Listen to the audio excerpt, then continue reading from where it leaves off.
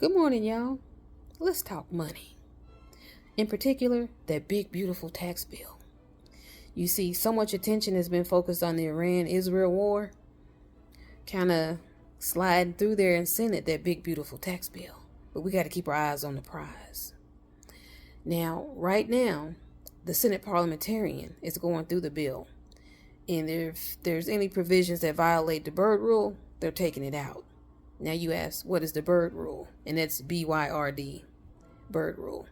Well, any provision in the budget bill has to actually relate directly to federal spending. If it doesn't, then it violates the Byrd rule. But there's a little catch-all or proviso, a little exception, whatever you want to call it. When something passes the Senate, 51 senators have to vote in favor of it, and it passes. Well, if it's violating the Byrd rule, you can still get it to pass if 60 senators vote in favor of it.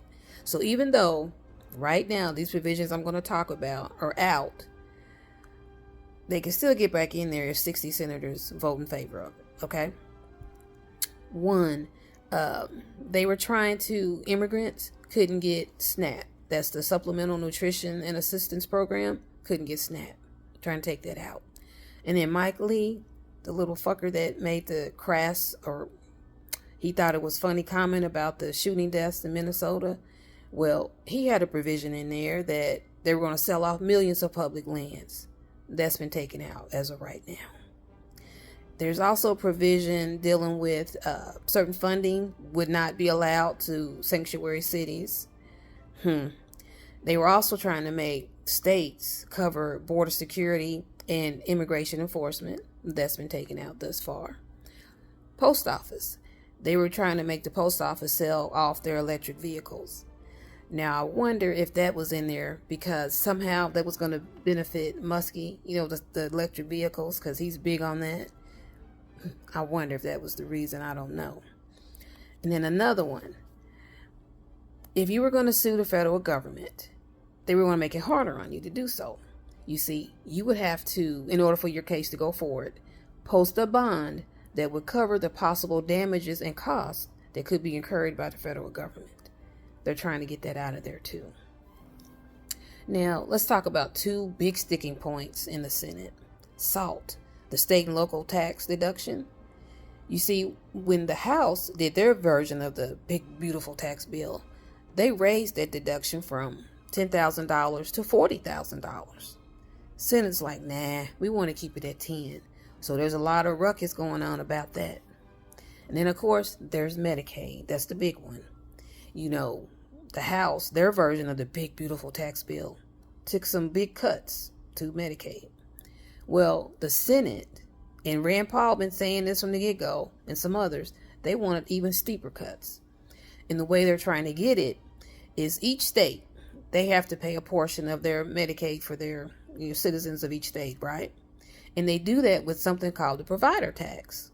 Well, under the Senate, what they're trying to do is by 2031, the year 2031, the provider tax would drop from 6% to 3.5%. So that's a 2.5% drop.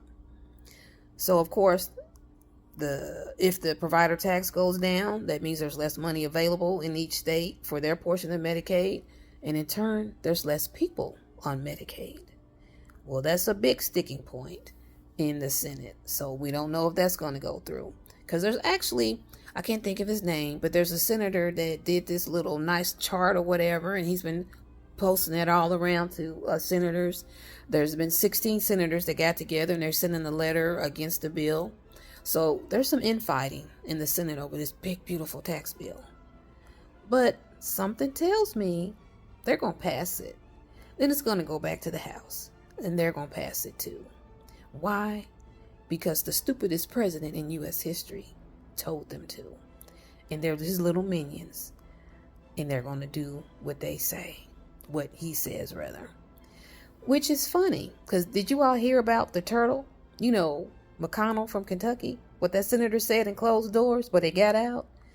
He said, yes, he was meeting with other senators. I know some of us are getting a lot of pushback. A lot of our constituents are calling and saying, hey, don't do the Medicaid cuts. We need Medicaid. He says, nah, go ahead, do the Medicaid cuts. They, us, the voters, American voters, they'll get over it. That's what he said. They'll get over it. So again, I'm thinking they're going to pass this bill. And I got a special shout out to, what was her name? Sheila Hall, 4732. You see, I also have a YouTube channel, and please go on over there. It's the same videos, but I put a little bit different videos every once in a while on there. But follow me on YouTube, Buffy's Flavorful Journey. So anyway, my video from yesterday, I posted it on there. And Sheila Hall, 4732. Oh, please. This is what she's saying. Oh, please. Everybody wants to be a newscaster. No, bitch.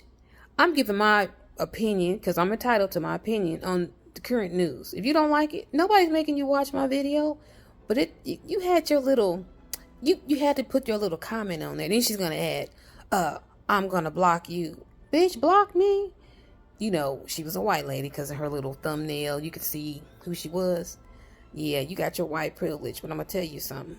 If you, white ladies, I've been saying this before, if you don't stand up to what's going on, this country is going to be ran by racist white men who want to keep you all barefoot, pregnant, and in the kitchen, basically subservient to them.